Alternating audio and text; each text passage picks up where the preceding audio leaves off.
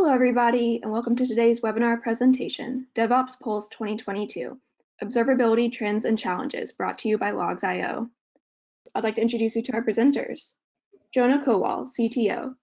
Jonah is a computer scientist and open source contributor.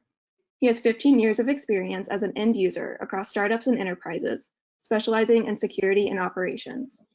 In 2011, Jonah joined Gartner as a research VP, focused on observability research and advice for IT leaders and CIOs. In 2015, he joined AppDynamics to lead product strategy. After Cisco acquired AppDynamics, he joined Kintick as CTO to set and execute the product vision and strategy. In 2020, Jonah joined Logs.io as CTO to drive strategy and ecosystem for their open source-based SaaS observability solution. And joining Jonah today is Matt Hines, VP of Product Marketing. Matt is a former journalist working for tech security publications such as Ziff Davis, CNET, TechTarget, Dow Jones, and NewsBytes. And with that, I'll hand it over to the Logs.io team. Thanks so much, Lucy. I appreciate that introduction. And wow, Jen, I don't know what we're going to talk about here. I was going to spend some time reading our background, but I guess I'll just have to focus on these images that we have, right? Jonah is a diver, and it appears based on this image that the photo was taken directly after he emerged from a long time underwater. I, by contrast, look like I just came in from the sun. I'm sitting in what I like to call our mustard chamber, and I'd like to think that it's that particular color combination that looks so great. But man, we look great in these headshots, don't we, Jonah? I'm not a fan of mine, but you know, I think I have a little bit better skin tone in real life, but you know. I just got back from 2 weeks in Tel Aviv. Logs.io is a Israeli-based company, and I do have some color, so I don't know. I might closely resemble this. So hopefully that's not a reflection on today's content. So getting to the more interesting parts of today's presentation. Welcome. Thank you for joining us. As Lucy noted, my name is Matt. I lead product marketing here at Logs.io. I'm joined by Jonah Kowal, who's our CTO. He does CTO-like things, and he's got a long history in the space. So the DevOps Pulse survey, which we'll be talking about, is a culmination of a number of years of research. We'll talk a bit more about that and kind of the history and demographics around the report. But we're really excited to share the results of that with you here today. We think it's representative of a unique group of practitioners, and hopefully we covered some topics that are material to you and your world in the report this year. Like I have noted here, we're going to talk about some major trends and then go through some of the high points around whether it's kind of DevOps and cloud maturity, observability. We're an observability vendor, so that's, you know, of course, quite interesting to us, but we think it's obviously a huge a trend of huge importance in the space today, implementing and evolving observability, challenges around all of this, and then some of the other trends that we added around just organizational practices. And we're also based on open source, so that's another unique area of research that we like to roll into this report. Like I said, Logs.io is an observability platform vendor based on open source. We're based out of Tel Aviv, but I'm sitting here in Boston. Jonah's down in Miami. We're a global organization. We've got better than 1,200 paying customers all over the place in terms of locales and verticals and company sizes. And we are well over 240 employees at this point, growing quickly.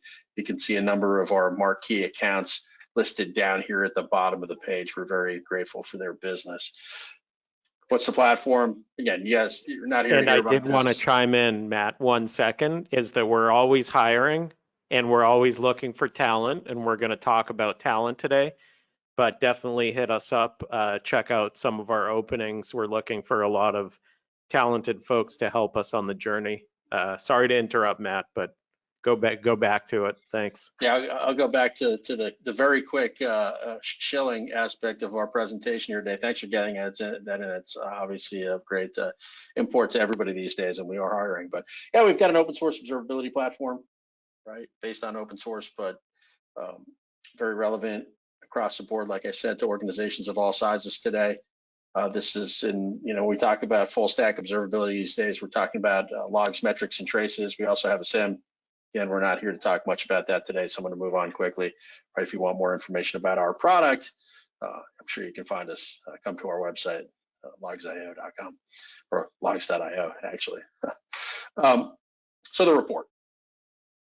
We've been doing this since 2017.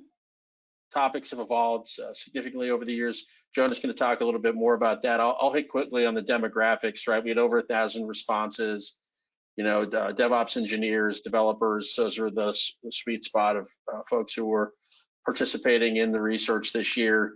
As you can see here, numbers across the board in terms of company size, reflective of the organizations, like I said, we deal with all over the place. A large number of what we would call enterprises, right? 5,000 and above employees. Regionally dispersed across the United States, obviously biased towards our operations out of North America and EMEA, but a good spread there. And yeah, as it turns out, in terms of gender, looks like our industry is still fairly male biased, but we see that changing all the time. And in terms of how we got out to people, typical specter of communications channels, emails, site, social, in-person promo at things like DevOps days and some other events that we did sneak in during 2021 amidst all the COVID stuff.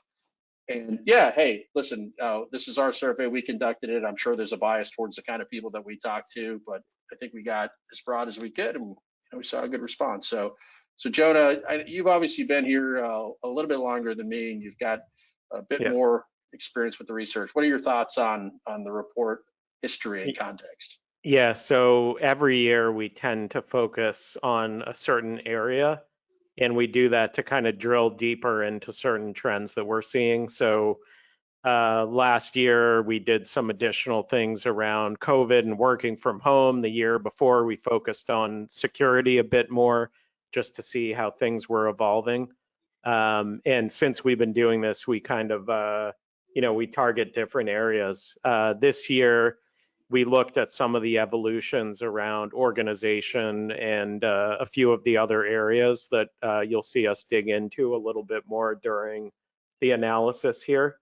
But we also really look at, what's happening with DevOps. How's the organization changing? What does it mean for cultural change?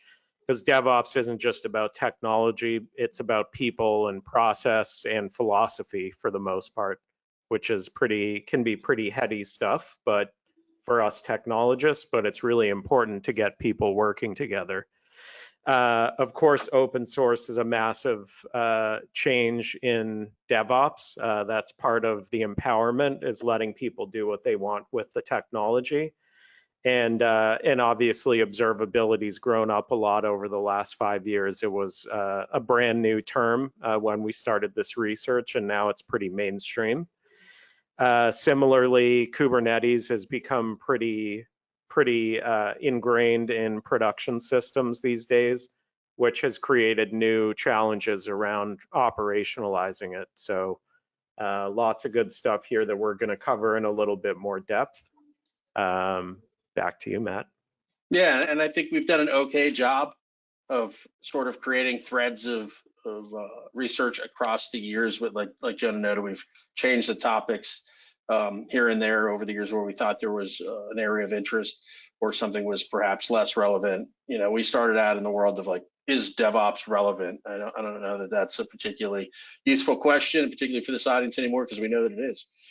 But there are some conclusions that we've been able to reach over the course of the years in terms of questions that we have sustained. So we'll talk a little bit about that today. We'd love for you to be involved, right? Obviously, you've got the question area of the chat here in the GoToWebinar interface. Please, there are no bad questions. We'd love to answer all the good ones. We are going to have a couple polls today. We'd love for you to be involved. Please do vote in those. Because we, of course, let's talk some more about your thoughts here on the program today live, and then we'll do some Q&A at the end. Jonah, I'm not sure if you're aware of this, but sometimes people, when they do webinars, will make up their own questions to ask if nobody asks other questions. Did you know that? That's shocking. I couldn't believe that when you told me that earlier. I find it really distressing. So if you would like to prevent that from happening, please do give us your questions. Certainly those would be more interesting, I think, to everybody here than stuff that we could cook up ourselves. Although I like my questions. Come on.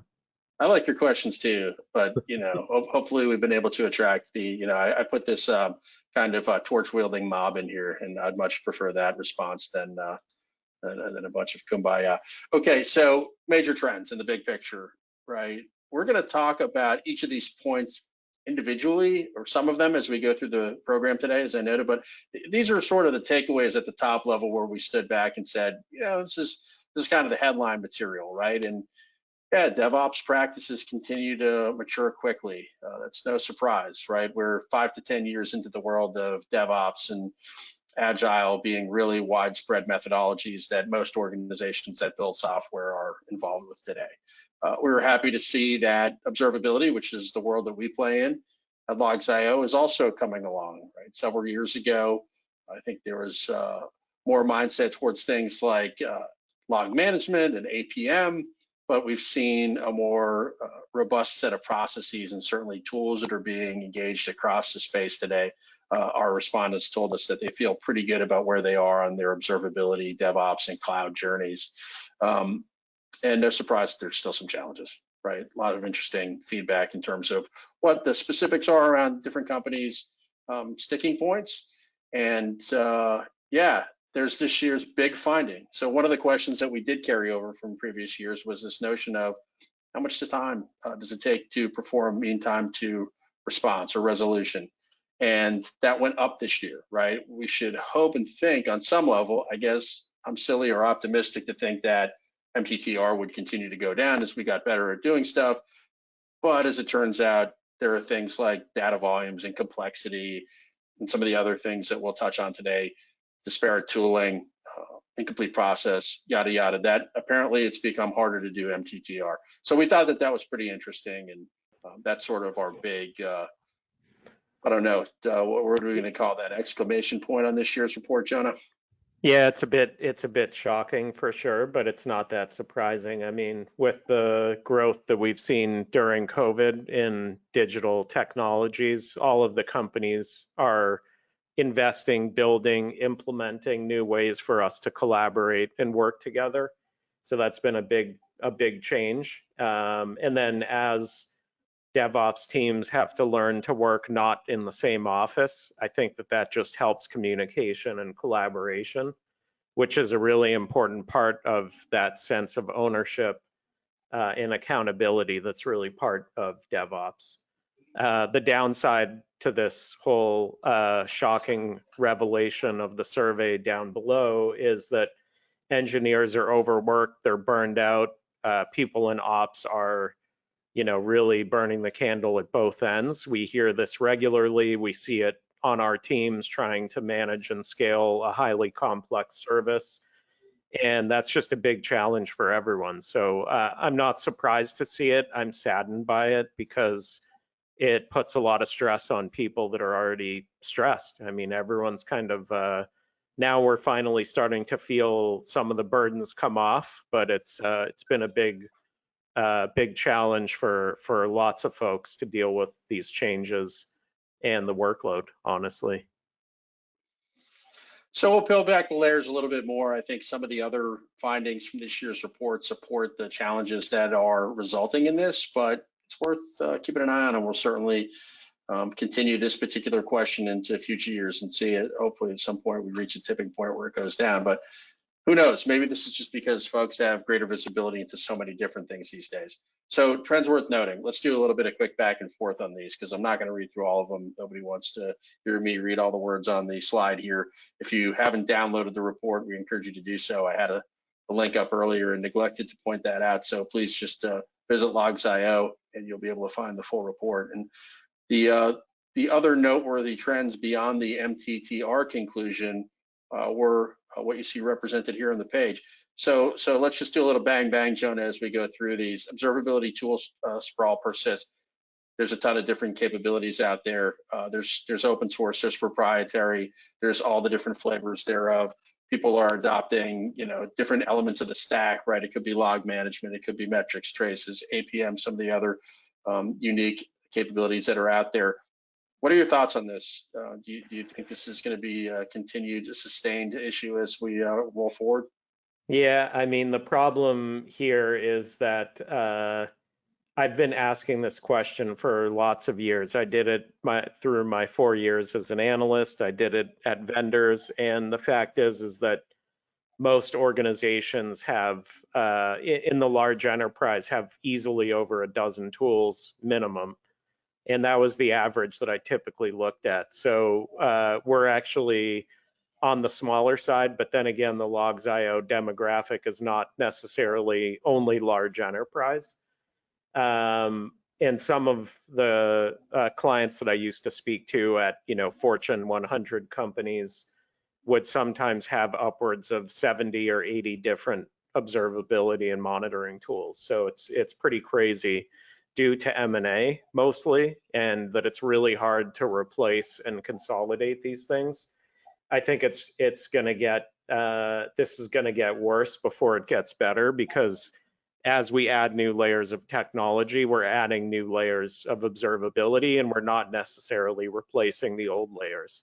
So it makes things a lot harder for folks trying to operate these systems or diagnose problems. We could talk about that one all day, right? But instead, let's drop to the second one: Kubernetes, microservices, and serverless. Those are, I guess, unsurprisingly, since there are areas of astute complexity, that's what we heard from the audience, right? These are some of the challenges in terms of the elements that people are, continue to have some challenges monitoring. Does this surprise you at all? Not really. I mean, we hear this pretty regularly, but folks are generally satisfied with the tools that they have in place. So although it's difficult, they feel like they have the right data to make the decisions they need to make. And part of it too is that I think there's a much higher level of adoption now of managed Kubernetes services that take off a lot of the work from the teams themselves. So using a cloud provider's Kubernetes service, eliminates some of the work from the team, but it also reduces some of your visibility. So it's a little bit of a catch-22, but I'm not too surprised by this one. On a somewhat related tack, distributed tracing remains nascent, right? Of the three quote unquote pillars of modern observability or full stack observability, tracing is one where we see a lot of interest, but continued lag, I guess you could say, in terms of adoption. That's not that surprising, right? This is sort of the typical flow that we see across folks in terms of maturity.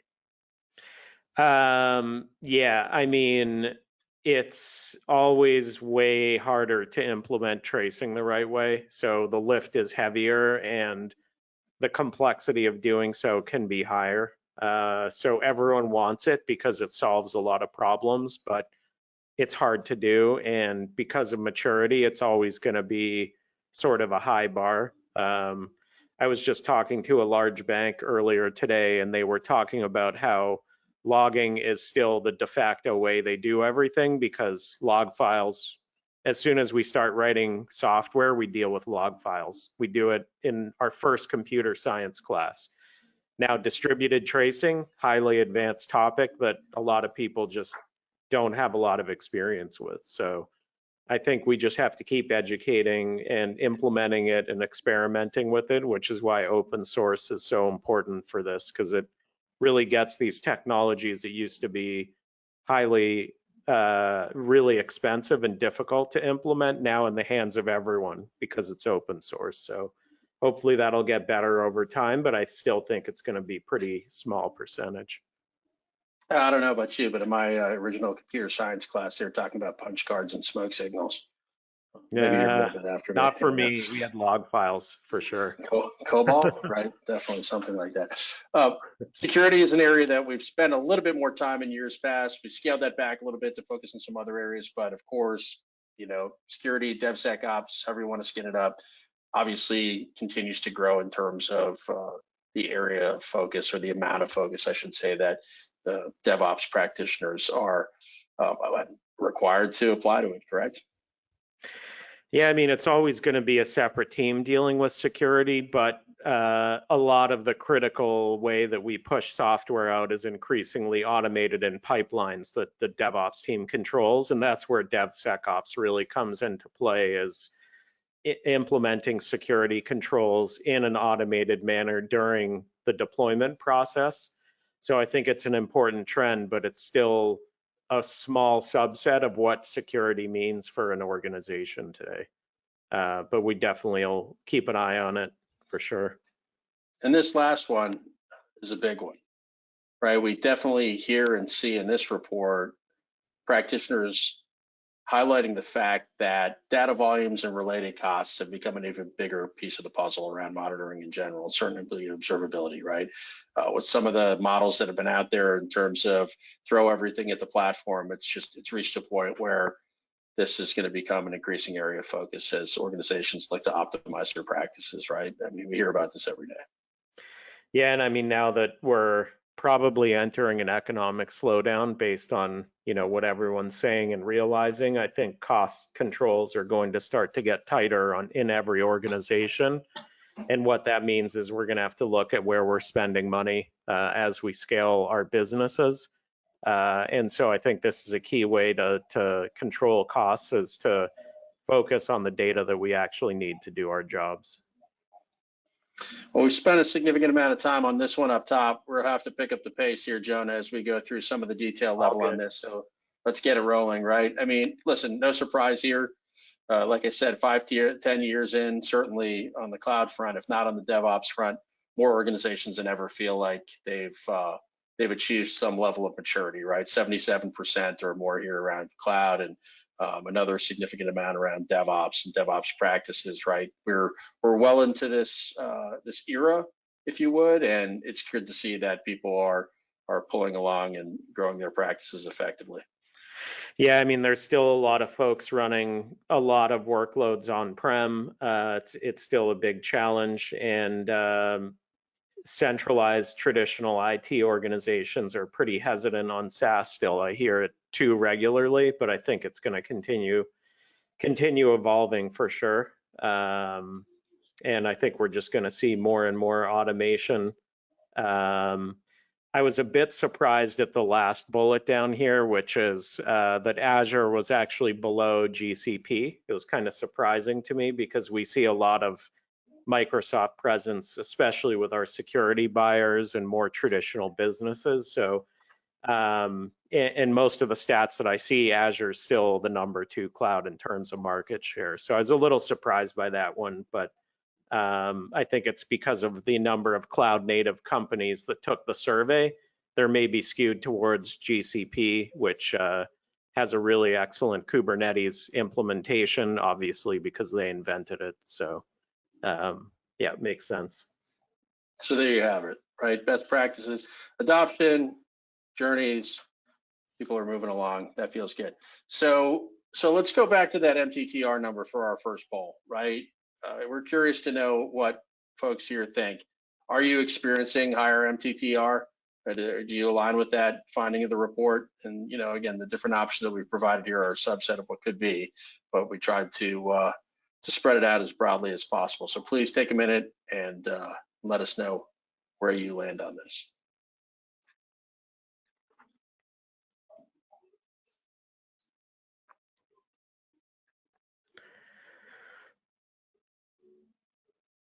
Hopefully we'll see some results. I don't know how the polling works exactly, but. Yeah, I see them coming in. We're checking in. We got about another 30. Okay. About another 30 seconds. Sorry, you're flying blind. I get to see it. I get the sneak peek. You're going to have to wait to find out what the results are. I get to know first. Cool. So, not that cool, but just kind of how it works. Anyways, so like I said, we've got, looks like about half the people have voted. Let's give it another couple seconds here. And why don't we close the poll? I think it's safe to move forward. So in terms of the results, 40% of attendees say they have indeed lowered MTTR, but they are still working on it. 20% said that they were yes, they had, but their goal was to do so, but they're too busy to improve. Nobody said they didn't care, and that it's been stable since 2021. So it appears that our research shows that this is an ongoing thing. And no, our MTTR is improving for 2021. Was another 20%. 20% said they don't track MTTR. So 40% said they're working to reduce it. And then the other 60% were spread evenly across too busy to improve, MTTR is improving, or don't track that. What are your thoughts, Jonah? I mean, I guess I'm not, I was surprised when we did this and saw the number of people that were dealing with higher MTTR, but I guess the poll also confirms that, even though it was a much smaller number of people. So it's kind of unfortunate. I don't know the answer to that. Hopefully we either fix the staffing problem or they get better tooling to help them with automation or potentially observability to better get a handle on their MTTR. Tracing is probably the best technology to really help you isolate root cause. So I think that that's a key enabler to really reducing that MTTR, the time to resolve an issue. Yeah, it's validating that the group that's here today seems to reflect the same kind of result that we got in this year's report. Maybe it's some of the same people, who knows, but food for thought. All right, let's keep it moving. As I noted before, right, in addition to DevOps and cloud journeys, we had a nice result here around observability maturing, tools diversifying, certainly, like we've talked a little bit already about tracing, right? Interesting there's a clear hunger for distributed tracing, but it seems like there's more companies that are planning to implement, but obviously, as we've talked a little bit about, and you noted, Jonah, difficult to deploy it, and so still some work to be done there. Any thoughts on this? I mean, I feel like this is pretty straightforward. Observability is coming along, but tracing is the piece that still needs to really catch up.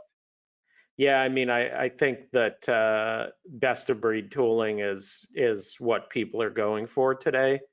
And, it's hard to find a single solution. So I think people are kind of picking and choosing around where they invest.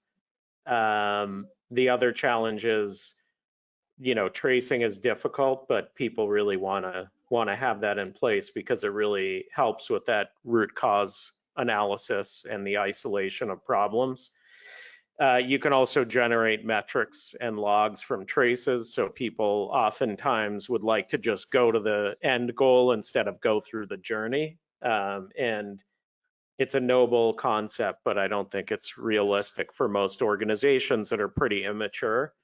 And therefore they're investing in metrics. I'm wearing my Prometheus shirt today because metrics are a good way to get started in observability and monitoring. And that's often the path that people go down, is looking at metrics, looking at logs, and wanting to implement tracing. So we'll see if that changes, but I think it's always going to be a smaller subset. Yeah, maybe by this time next year, you'll be rocking your OpenTelemetry shirt. We'll see. To that end, I almost put on my Jaeger shirt, but I decided, to go with Prometheus today. They definitely have the best logo, no doubt. What are your thoughts on the open source element of this? I mean, obviously, this is very material to us at Logs.io. As I noted, we're a platform that's based on industry-leading open source. But clearly, a growing number of practitioners are looking at open source alternatives to typical proprietary tools, and vice versa. People are going back and forth. There's some folks that we've talked to who are migrating on and off on a semi-frequent basis. What are your thoughts in terms of how open source is influencing all of this? Yeah, I mean, I think open source is improving a lot. It's getting better and easier to manage and scale. And that's thanks to Kubernetes and things like operators and Helm charts that make it easier to manage this stuff. But it's still challenging, especially when your team is strapped between, do I want to manage my observability stack that's based on open source, or do I need to solve these business problems and build these new features for my business counterparts? And I think that's part of the challenge, is the balancing act of, I can only do so much work, where am I going to invest the time? But open source is a great jumping off point. It gets you started. You understand what's possible. You start implementing standards on data collection. I mean, these are all things that will future-proof your observability journey. So I think it's good to get it in front of people and have them start experimenting with this stuff. Yeah, slightly biased there, is obviously we've got a vested stake and feel like this is a really practical vision for a lot of teams out there today, but tons and tons of activity. To that end, we're halfway through the presentation today, and I'm going to say we haven't had a huge upswell of activity in the Q&A area. So questions, comments, feedback. If you don't like Jonah's shirt, let us know. Would love to get some more interaction. Thanks for participating in the poll. We'll have one more of those coming up. So talked a little bit about some of these already, Jonah, but tool sprawl, Kubernetes and microservices, costs and data volumes. I think maybe we should break these out. You talked a little bit about tool sprawl. Anything else you'd want to add there, or do you think the Kubernetes part of the equation and the finding here is more interesting? Yeah, I mean, I think I kind of touched on the tool sprawl thing. It's always going to be there. Kubernetes provides a lot of components of a platform that different teams can use, and obviously you can build observability on it and around it. So it provides a lot of additional capabilities, but I see a lot of, at least a lot of our customers that go down that journey, they maybe go too far and they implement service meshes and API gateways and things that, although they're useful, they add a lot of complexity. And I think folks should take a step back and really think about, what do I need minimally to solve my problems? And I can tell you internally, we run a pretty large microservices architecture to deliver our service. And I've pushed back on the team implementing things like service mesh because I don't feel like we need it. And I do think that we can work around it, at least for the time being. So I think folks should really think about minimum technology required versus implementing everything that an engineer thinks might be useful to the team at some point. So yeah, because it just adds complexity and makes troubleshooting harder, and can oftentimes increase cost too, which is another challenge. And then on the Kubernetes and tracing front, I think we've talked a little bit about that already, but anything else you'd want to add there in particular around these findings, right? The notion that monitoring Kubernetes has been cited as the primary challenge by half the people that participated in the report. I thought that was pretty interesting. And then in terms of citing specific challenges, once again, it rose to the top. Yeah, and I mean, some of that might be that folks are using an older set of technologies to try to get visibility into Kubernetes. If you're running Prometheus, for example, it does auto discovery and captures all the metrics automatically without config changes. Whereas if you're running a monitoring tool, from a previous generation, maybe a Nagios or something like that was open source but much older, you're going to have a ton of problems trying to get that visibility and keep up with the changes. So I think part of this is that folks need to adopt newer platforms and really keep on top of what's happening in the cloud native computing foundation and the cloud native ecosystem around Kubernetes, or look to vendors that work in that area.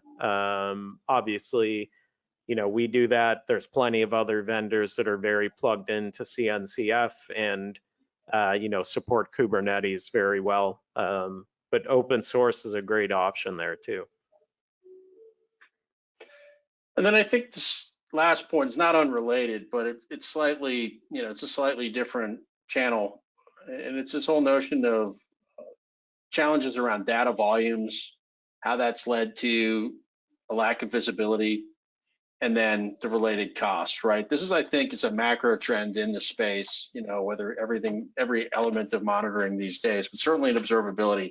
And again, we hear this from folks every single day. It's how do I manage the data that I'm sending to the platform most effectively to get the visibility that I need and to stay on budget. And obviously we think that Logs.io is a great story about this, but it's become a bit of an inherent challenge in the space today, Jonah, right? This is like this notion, this model that people have had over the years of just continue to send all your data or increasing volumes of data to your monitoring platforms. It seems pretty unsustainable going forward, right? Yeah, we used to say collect everything and then figure out if you need it later. And now I think people are reconsidering that approach because our bills keep going up and cloud computing keeps getting more expensive because we're using more more resources, and in turn our observability costs keep going up. And I expect that this is going to go up more with budgetary pressures coming into play later this year and early next year based on economic change too. So we really need to be better and smarter on paring down the data to what we actually need. And this is a challenge for project leaders in open source and vendors like us to build that technology. We've got a lot of things in the pipe in terms of where we're going to address these needs, but I think that this is going to be a growing challenge for most organizations as we look forward. Yeah, and this will certainly be one that we continue to track in subsequent years of the report, right? I think it'll be interesting to see how people wrap their arms around this and if there's a notion of improvement over time. So we've now reached the second poll, right? And we thought it would be interesting to hear a bit more about your plans around distributed tracing, if you have such plans. So again, the question is tracing on your observability roadmap, and the again, a subset of questions that we thought helped pinpoint where people are on this particular spectrum. So I won't read them here, but you know, whether or not you're continuing to use legacy APM, or whether you're deeply engaged in trying to go into tracing, or no plans at all, we'd love to hear more about that.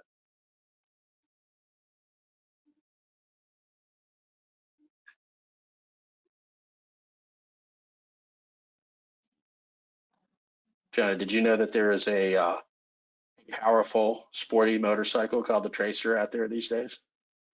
Not aware, but I will look it up. You're more of a car guy. I'm more of a bike guy. There was a car called the Tracer, but I don't know that it was the most exciting vehicle ever created. Cool. Yeah, you know, just filling time here. Doesn't look very fun. I guess you just have to be into the two-wheeled thing. So we have some results coming in. Let's give it another few more minutes. It's nice to see. I think once again we've got, looks like a pretty unique or diverse set of answers coming in. Not everybody picking the same questions, of course, interesting. Why don't we give it another 5 or 10 more seconds here? So if you haven't gotten your answer in yet, we'd love to hear you. It looks like a good number of the folks who are here, and thank you all for joining, have voted. All right, let's go 3, 2, 1, and close it out. So here are the results. 57% voted that they are in fact implementing open source tracing. That's pretty interesting. 14% said that they intend to replace legacy APM with distributed tracing. Another 14% are implementing a traditional on-premises commercial solution, or rather implementing a commercial solution. Nobody is, to correct myself, going on-prem, and another 14% are not planning on it today. So the vast majority answered number 2 here, and then we got an equal result across numbers 1, 3, and actually number 5. Right? Nobody's implementing on-premise commercial right now. Jonah, what are your thoughts on that?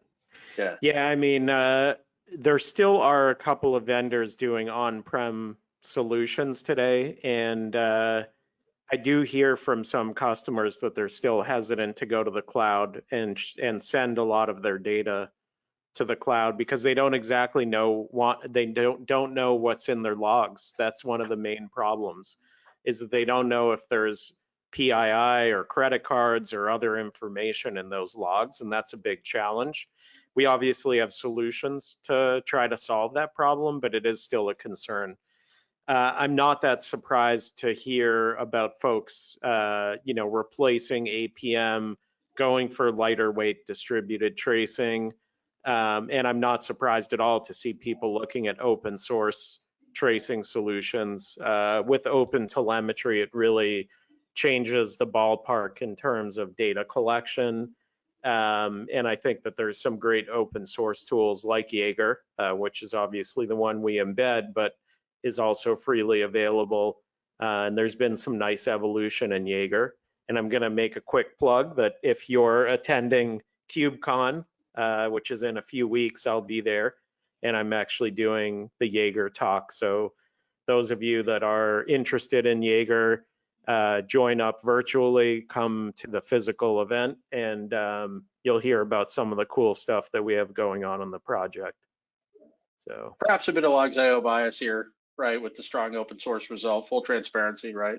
It's our audience, but yeah, I think it's a pretty strong result. So hopefully that's reflective of, again, we have seen things like open telemetry gaining a lot of momentum in the space. So pretty cool, pretty interesting. Thank you to all for participating. We had a nice response there among those of you who've joined us.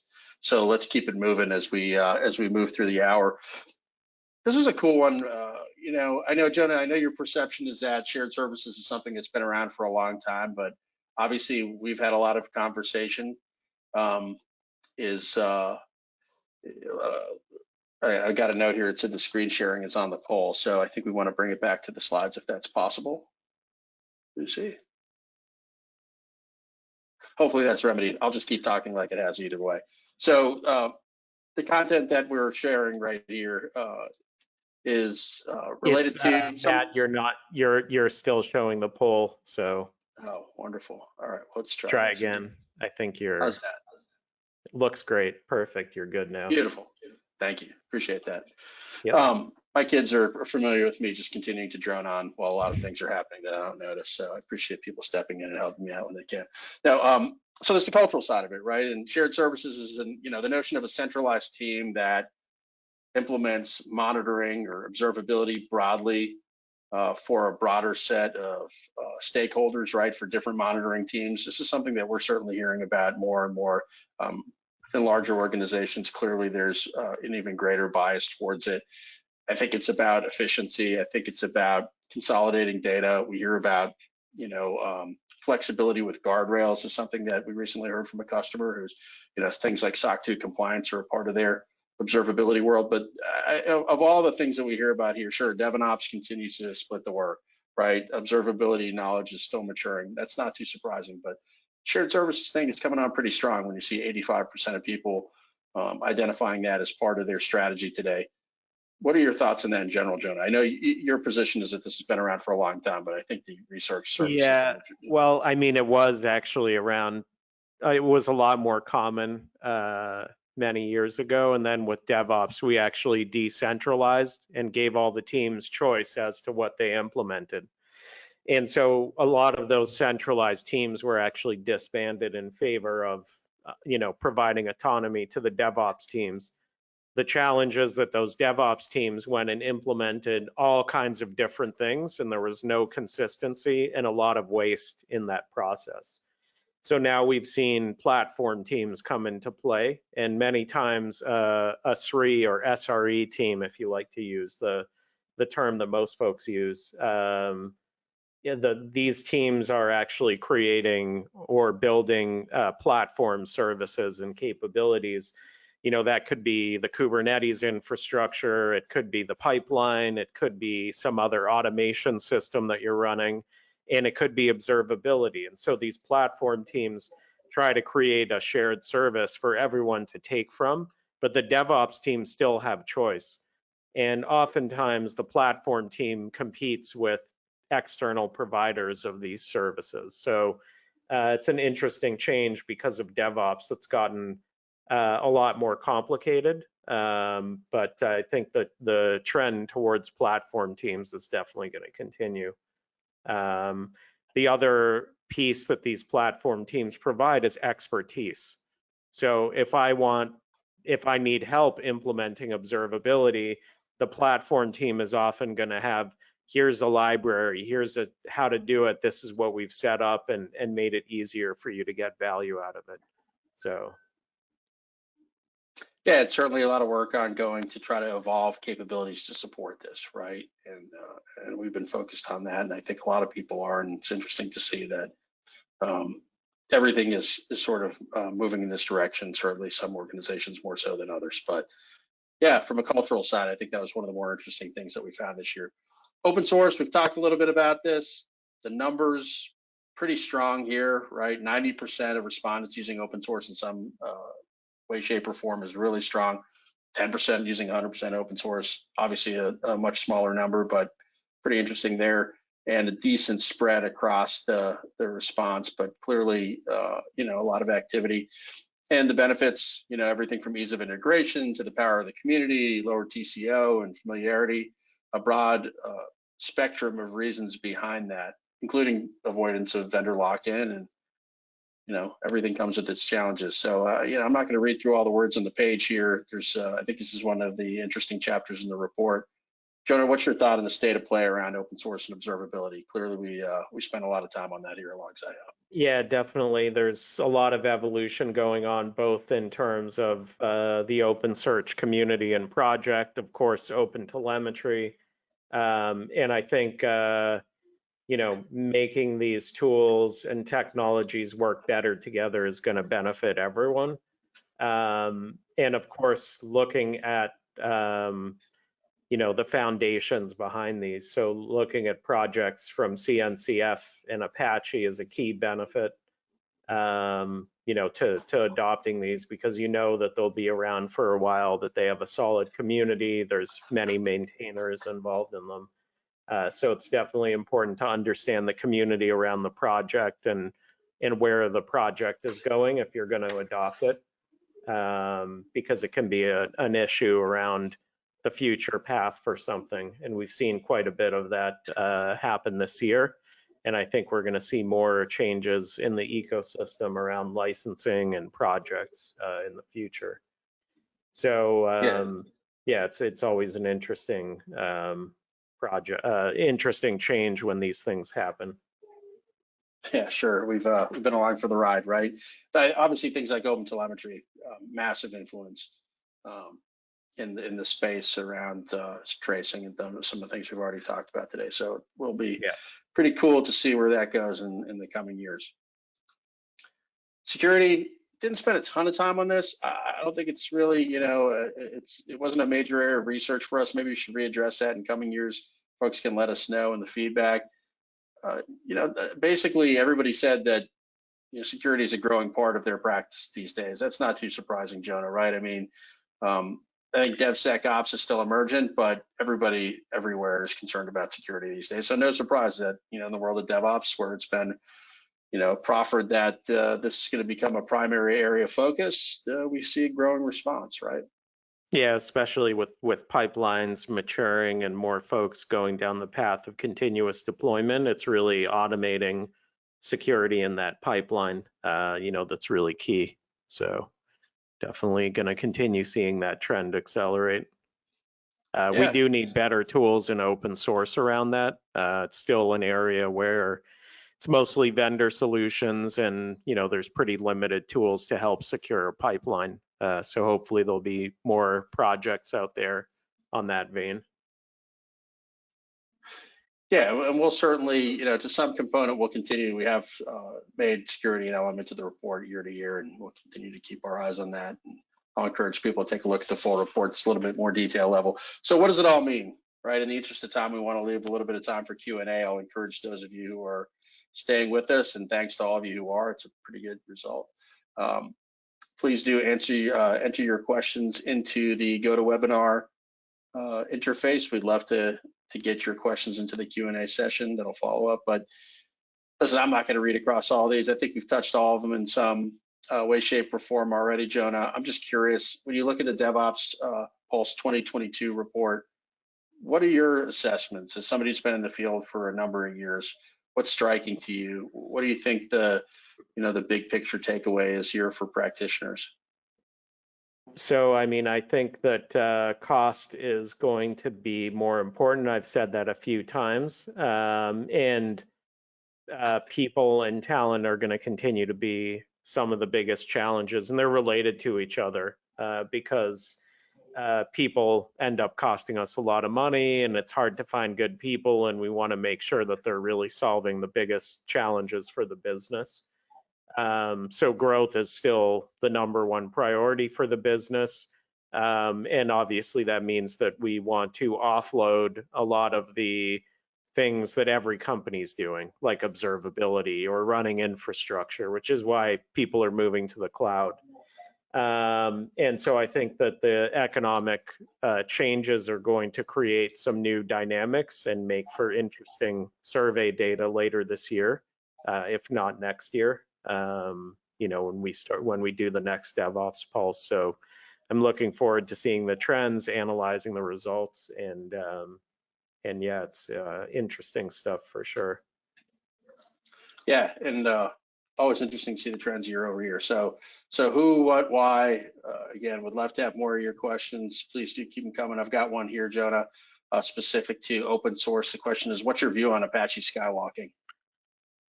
You're not the first person to ask me that today. So I do think it's a great project. I know one of the authors quite well. I've met him several times. He's the creator. It's definitely a good APM solution. I think it is a bit heavier than some of the other tools out there in distributed tracing land. But I do think it's a great project, and they're always innovating and creating new advancements. A lot of the development, and that's partially because of the creators, is in China, and it's a great and well-run project. I have a lot of respect for the team there. They're just kind of starting to implement open telemetry because they do their own data collection.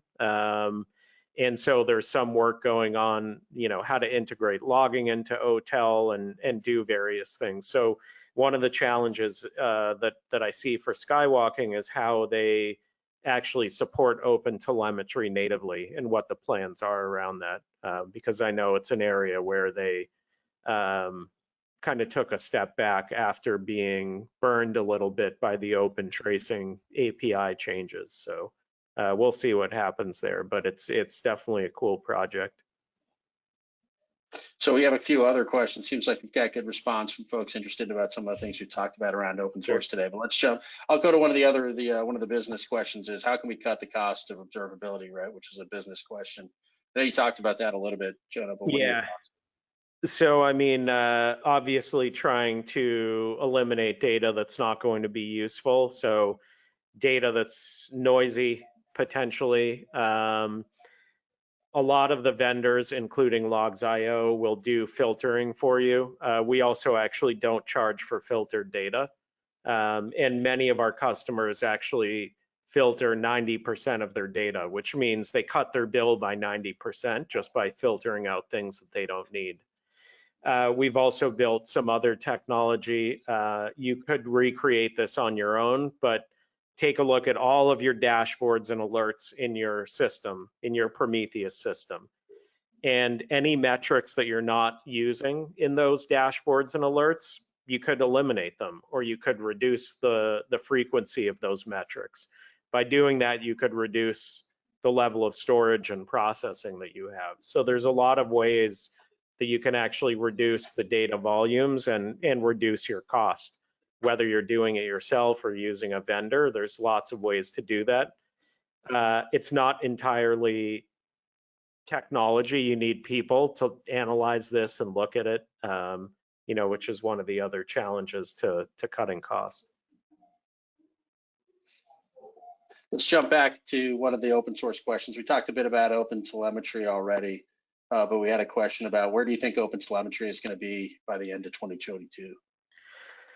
So the one big missing piece for OTel is logging, which is maturing slowly and getting better. I hope we can get the schema implemented in OTel logging. And the reason that I feel so strongly about that aspect of the project is open telemetry is generally looking at instrumented code. So things that I put open telemetry into, like the software that I write, I make it emit metrics, logs, and traces, and then I absorb those. Unfortunately, there's lots of logs that are not part of the instrumented code.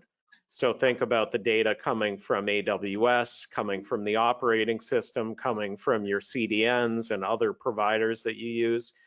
I want to correlate those logs with the data coming through open telemetry. And this provides a lot of benefits when I'm troubleshooting, that I can say, oh, look, I see an issue on my CDN provider, on Cloudflare, let's say, is showing that there's some type of problem around the same time that I'm seeing this other issue. So the correlation is key for open telemetry, and correlating external data is something that we hope to solve with logging. But either way, logging is going to be generally available this year from what I can tell. And that will kind of complete the base level of open telemetry being fully usable for logs, metrics, and traces, which will be super exciting. There's also a ton of other great work going on. That's a whole podcast unto itself. I'm super excited about some of the topology work and some of the more advanced use cases that people are starting to build into OTel. So that's going to be exciting for sure. Yeah, and as you noted, both Jonah and our head of DevRel, Dotan Horowitz, participated in the Open Observability podcast. If you've got an interest in open source and observability, that's a great place to go for additional perspective. A lot of great guests from all over the place. So check that out on YouTube. We have a CFP up on openobservability.io. And so if you have a cool topic or a project or something that you want to chat about, definitely fill in the CFP, and we can probably schedule a session. It's super informal and it's a great podcast. You can listen to it on Spotify, Apple Podcasts, YouTube, Twitch, all the above. So, indeed. I think we've got time for just about one more question here. Let's jump to this one on tracing. I know we've talked quite a bit about tracing already today, but obviously a hot button issue at present. On subject of tracing, what can organizations do to move quickly from planning into execution, right? I think we saw that in the response. A lot of people who are hopeful to deploy and implement, but haven't quite jumped in just yet or are working on that. What are your thoughts here, Jonah? Yeah, so the easiest way to get started is auto instrumentation, which doesn't require any code changes. So if your application is written in one of the languages that supports this, it's super easy to implement this and start to get visibility into what's going on. You can even do this in Jaeger, for example. There's an all-in-one Docker container that has sort of like a self-installed, not hugely scalable instance of Jaeger, and can allow you to start experimenting with tracing, even in your own development environment, as long as you got some extra memory to run a container. And that's a good way to get started. With Java, it's a simple config change. With Go, you do have to make a couple lines of code change, and then auto instrumentation will start giving you visibility. So that's definitely the best way to get started, in my opinion. There's also a great book that there's several great books of how to get started with tracing. Definitely focus on the open source tooling out there to get started, and you can start dipping your toes in the water. What was the name of that book? There's a few different ones. I mean, the one that Yuri wrote, who's the creator of Jaeger, is a great book to look at. It's a little bit dated because it's open telemetry based, it's open tracing based and not open telemetry based. But there's some new books coming out as well. There's a couple of new ones on open telemetry coming out this year too. So there's definitely, and lots of tutorials, of course, like the getting started docs on the Jaeger site make it super easy to just start, experimenting with this stuff. Cool. Well, thank you, sir. As always, Jonah, I learned a lot just hearing your perspective. We're super grateful to everybody who, number one, participated in this year's DevOps Pulse Report, survey and report. Number two, came to the webinar today. And thirdly, thank you for participating in the polls and sending us your questions. It was great to have some live interaction here. You can find the report in full on the Logs.io website. We're promoting it via our social channels, so I would encourage you to jump in, and we've got a lot more content coming up about different areas of the report where we did just kind of an overview today. We'll do some more deep dives over the course of the coming weeks and months. So Jonah, thanks a lot for your time today. Like I said, it's always great to hear from you. Yeah, thank you, everyone. Appreciate the attendance. Thanks for tuning in, and we'll see you next year when we analyze the next poll. Yeah, data collection Q4. Thanks, everybody. All right, well, with that, DZone would like to thank Jonah and Matt for a wonderful presentation. And DZone would also like to thank Logs.io for providing the audience with a great webinar. And lastly, thank you to everybody who tuned in today. We hope you learned something new that will help you in your developer career.